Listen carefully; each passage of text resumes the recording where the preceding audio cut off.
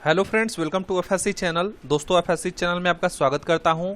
और दोस्तों, ये जीएस का मॉक टेस्ट जो चल रहा है उसके अगले पार्ट में आपका स्वागत करता हूं। और साथ ही दोस्तों, आप लोग अपना स्कोर नहीं बता रहे हैं तो आप अपना स्कोर ज़रूर बताएं इस मॉक टेस्ट में।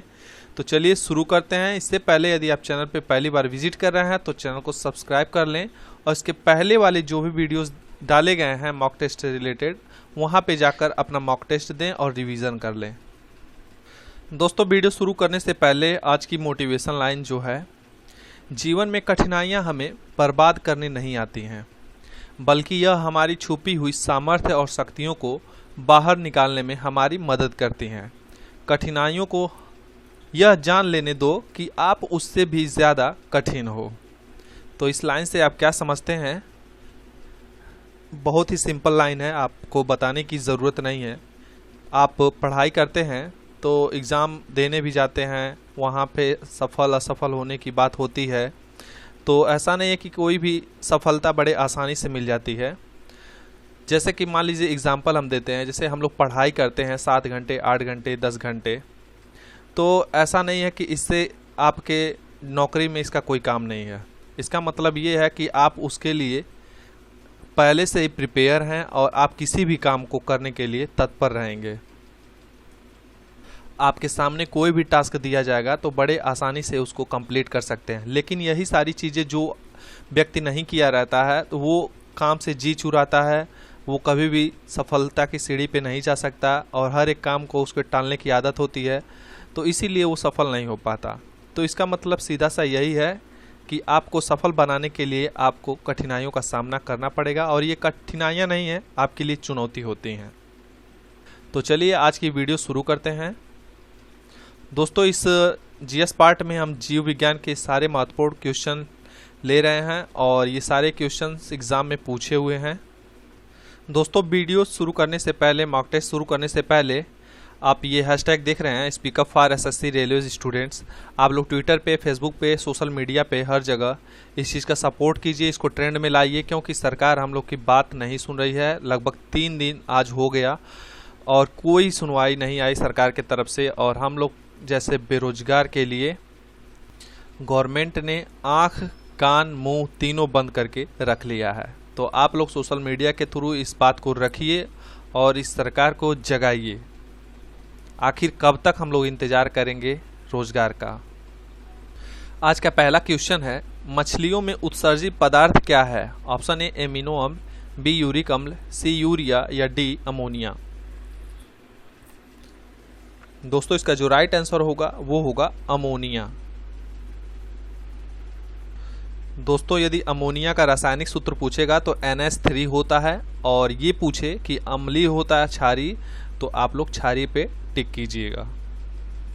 प्रश्न नंबर दूसरा है, पौधे में आवश्यकता से अधिक जल किस प्रक्रिया द्वारा बाहर निकाले जाते हैं?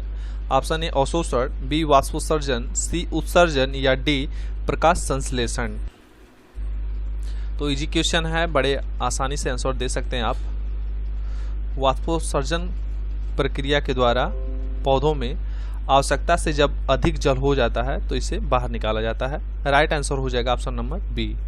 प्रश्न नंबर तीसरा है, निम्न में से किस प्रकाश संश्लेषी अंगक कहते हैं? ऑप्शन ए पत्ती, बी हरित लवक, सी स्टोमेटा या डी जड़। तो प्रकाश संश्लेषी अंग जो है वो होता है लीफ यानी पत्ती। Right answer option number A हो जाएगा। प्रश्न नंबर 4 है, पौधे में गैसों के आदान प्रदान के लिए रहते हैं? ऑप्शन ए जड़, बी रंध्र, सी टहनी या डी तना। दोस्तों, इसका राइट जो आंसर होगा वो होगा रंध्र। प्रश्न नंबर 5 है, फेफड़े का आकार होता है? ऑप्शन ए गोलाकार, बी बेलनाकार, सी शंक्वाकार या डी अंडाकार। तो मनुष्य के शरीर में जो फेफड़े का आकार होता है वो शंक्वाकार होता है। राइट आंसर हो जाएगा ऑप्शन नंबर सी। प्रश्न नंबर 6 है, भोजन का पाचन किस प्रकार की अभिक्रिया है? ऑप्शन ए उपचयन, बी संयोजन, सी अपचयन या डी विस्थापन। दोस्तों, इसका जो राइट आंसर होगा वो होगा उपचयन। प्रश्न नंबर 7 है, हार्मोन शब्द का नामकरण किसने किया था? ऑप्शन ए रॉबर्ट, बी अरस्तु, सी बेलिस एवं स्टार्लिंग या डी ब्राउन पोर्टर। हार्मोन शब्द का नामकरण ऑप्शन नंबर सी बेलिस एवं स्टार्लिंग ने किया था। और अरस्तु को आप लोग जानते होंगे, जीव विज्ञान के जनक कहे जाते हैं। प्रश्न नंबर 8 है, पृथक्करण का नियम किसने दिया था? Option a Assyrians, b Darwin, c Mendel या डी बेबीलोनियन। तो दोस्तों इसका जो राइट आंसर होगा वो होगा ऑप्शन नंबर सी मेंडल ने। पृथक्करण का नियम मेंडल ने दिया था। यहीं पे डार्विन की बात करेंगे तो क्रम विकास के सिद्धांत का जो प्रतिपादन किया था तो चार्ल्स डार्विन ने किया था। राइट आंसर उसमें हो जाएगा आपका डार्विन। तो यहाँ पे पृथक्करण के नियम के लिए मेंडल राइट आंसर दीजिएगा। प्रश्न नंबर 9 है, जीव विज्ञान शब्द का प्रयोग सर्वप्रथम किसने किया? ए लैमार्क तथा ट्रेविरेनस ने, बी वान मॉल ने, सी पुरकिंजे ने या डी अरस्तु ने।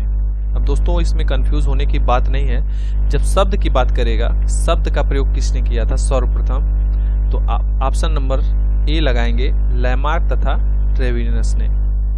लेकिन जनक पूछेगा तो अरस्तु ने। अब देखिए इस क्वेश्चन को स्किप भी कर देना चाहिए, मैंने बता ही दिया था पहले, जीव विज्ञान के जनक के नाम से जाने जाते हैं। Option number C right answer हो जाएगा। क्रम विकास का सिद्धांत डार्विन हो जाएगा।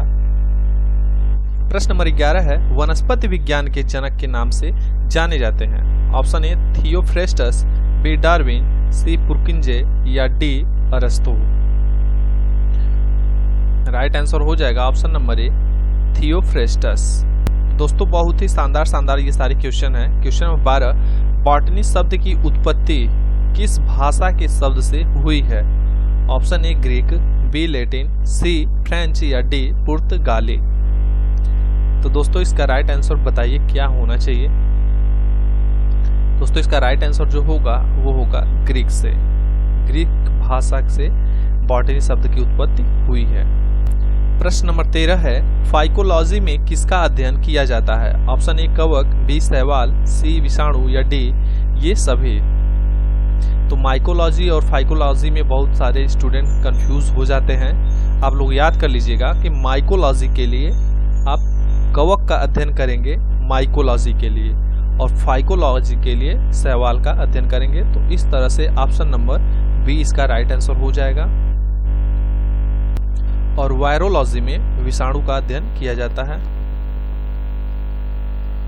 क्वेश्चन नंबर 14 है, पर्यावरण का अध्ययन जीव विज्ञान की किस शाखा के अंतर्गत किया जाता है? ऑप्शन ए वर्गीकी, बी आनुवांशिकी, सी कार्यिकी या डी पारिस्थितिकी। सिंपल क्वेश्चन है, पारिस्थितिकी के अंतर्गत पर्यावरण का अध्ययन किया जाता है। Right answer option number D हो जाएगा।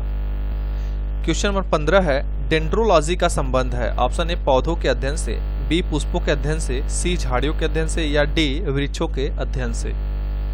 तो डेंड्रोलॉजी के अंतर्गत हम लोग झाड़ियों के अध्ययन करते हैं। तो राइट आंसर हो जाएगा ऑप्शन नंबर सी। प्रश्न नंबर 16 है, पुष्पों का अध्ययन कहलाता है? Option a agrostology, b phenology, c anthology या डी इनमें से कोई नहीं।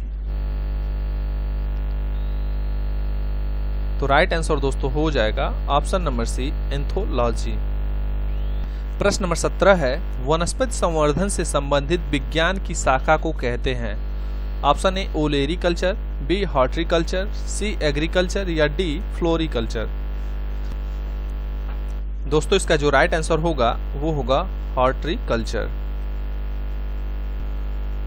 ओलेरीकल्चर में सब्जियों के उत्पादन से रिलेटेड होता है और उसमें सब्जियों का अध्ययन किया जाता है। एग्रीकल्चर आपको पता है कृषि विज्ञान, और फ्लोरिकल्चर जो होता है फूल और फूलेदार वृक्षों के बारे में या पौधों के बारे में अध्ययन किया जाता है फ्लोरिकल्चर में।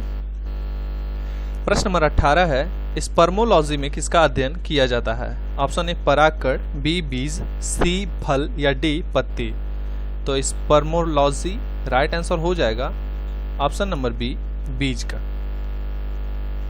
प्रश्न नंबर 19 है, एग्रेस्टोलॉजी में किसका अध्ययन किया जाता है? ऑप्शन ए घासों का, बी फलों का, सी फसलों का या डी तेल बीजों का। तो एग्रोस्टोलॉजी में दोस्तों राइट आंसर आपका होगा घासों का अध्ययन किया जाता है। प्रश्न नंबर 20 है, पीडोलॉजी में किसका अध्ययन किया जाता है? ऑप्शन ए भूमि का, बी फलों का, सी चट्टानों का या डी पौधों का। तो दोस्तों इसका जो राइट आंसर होगा वो होगा ऑप्शन नंबर ए भूमि का किया जाता है, और भूमि कह सकते हैं या फिर मिट्टी का भी अध्ययन बोल सकते हैं, मृदा का अध्ययन भी किया जाता है। प्रश्न नंबर 21 है, पौधों को नाम देने वाले विज्ञान कहलाता है? ऑप्शन ए नामकरण, बी वर्गीकी, सी पहचान या डी वर्गीकरण। तो 21 का ऑप्शन बी और डी में कंफ्यूज हो जाते हैं। याद रखिएगा कि पौधों को नाम देने वाले विज्ञान को वर्गीकी कहते हैं। प्रश्न नंबर 22 है, निम्नलिखित में से किसे वर्गीकी का पितामह कहा जाता है? Option a Engler, b Linnaeus, c अरस्तु, डी लैमार्क। दोस्तों इसमें सारे लॉजी से क्वेश्चन जो भी पूछते हैं, जैसे कि इसमें जो भी था एग्रिस्टोलॉजी या फिर माइकोलॉजी, फाइकोलॉजी, तो इन सभी में मोस्ट इम्पॉर्टेंट जितने भी रिपीट किए जाते हैं और पूछने की ज़्यादा संभावना रहती है उन सब का लगभग हो जाएगा, कंप्लीट हो जाएगा। इसमें बताइए वर्गीकी का पितामह किसे कहा जाता है? राइट आंसर हो जाएगा लिनियस को। प्रश्न नंबर 23 है, सूक्ष्म जीव मिलते हैं? ऑप्शन ए रेतीली मिट्टी में, बी लवण युक्त पानी में, सी दलदल भूमि में या डी इन सभी में। तो राइट आंसर होगा इन सभी में। इन सभी में सूक्ष्म जीव मिलते हैं। प्रश्न नंबर 24 है, विषाणु वृद्धि करता है? ऑप्शन ए जीवित कोशिका में, बी चीनी के विलयन में, सी मृत शरीर में या डी पानी में। तो जो विषाणु होते हैं वो जीवित कोशिका में वृद्धि करते हैं। राइट आंसर होगा आपका option number A. Most important question number 25, रुधिर परिसंचरण तंत्र की खोज किसने की थी? यहाँ पे तंत्र भी हो सकता है या फिर रुधिर परिसंचरण की खोज किसने की थी, दोनों क्वेश्चन एक ही है। ऑप्शन ए विलियम हार्वे ने, बी एंटोनी वॉन ल्यूवेनहॉक ने, सी स्टेफन हेल्स ने या डी लैंडस्टीनर ने। तो हमेशा के लिए याद कर लीजिए, रुधिर परिसंचरण की खोज विलियम हार्वे ने की। यहाँ पे आपसे क्वेश्चन पूछ सकता है कि ब्लड ग्रुप की खोज किसने की थी? तो लैंडस्टीनर ने की थी। राइट आंसर आपका लैंडस्टीनर होगा। आज एक क्वेश्चन एक्स्ट्रा है और जो आज का अंतिम क्वेश्चन है, क्वेश्चन नंबर 26, जन्म के बाद किसमें विभाजन बंद हो जाता है? ऑप्शन ए तंत्रिका कोशिका में, बी संयोजी कोशिका में, सी उपकला कोशिका में या डी यकृतीय कोशिका में। दोस्तों इसका जो राइट आंसर होगा वो होगा तंत्रिका कोशिका में। दोस्तों ये मॉक टेस्ट बहुत ही हेल्पफुल साबित होगा। आप लोग रिवीजन करिए, 15 मिनट के अंदर आपका रिवीजन हो जाएगा और अपना स्कोर जरूर कमेंट बॉक्स में बताएं। और दोस्तों वीडियो को लाइक करें, शेयर करें और कमेंट बॉक्स में कोई त्रुटि हो गई हो तो उसको मेंशन जरूर कर दें। तब तक के लिए धन्यवाद। Take care, bye bye.